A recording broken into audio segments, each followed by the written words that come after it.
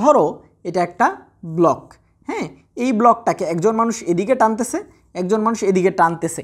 এখন এই টান জিনিসটা কি একটা বল না? অবশ্যই বল। কিভাবে বুঝবো এটা একটা বল?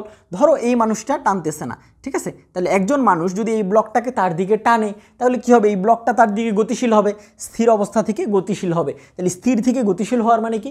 বল। তার মানে এই টানটা কি? একটা অ্যাকচুয়ালি বল। তাহলে একজন মানুষ এদিকে টানতেছে, আরেকজন মানুষ এদিকে টানতেছে।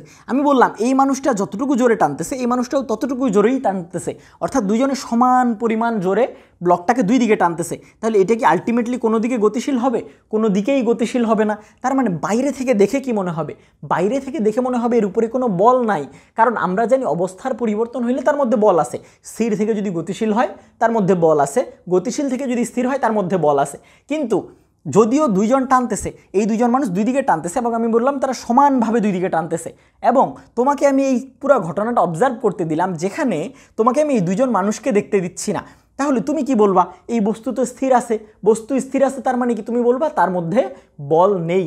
তাহলে যদি এরকম কোনো ঘটনা ঘটে যেই ঘটনায় বাইরে থেকে কোনো একজন প্রত্যক্ষদর্শী দেখলে বলবে যে সেই জায়গাটাতে কি নাই? সেই জায়গাটাতে কোনো বল নেই।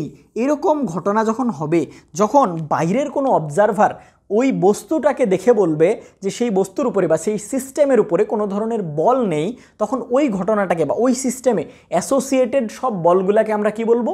সাম্য বল। ক্লিয়ার? তাহলে কোনো একটা সিস্টেমে যদি একাধিক বল কাজ করে এবং সব বলগুলার সম্মিলিত ফলাফল হিসাবে যদি সিস্টেমের কোনো পরিবর্তন না আসে, কি বলছি?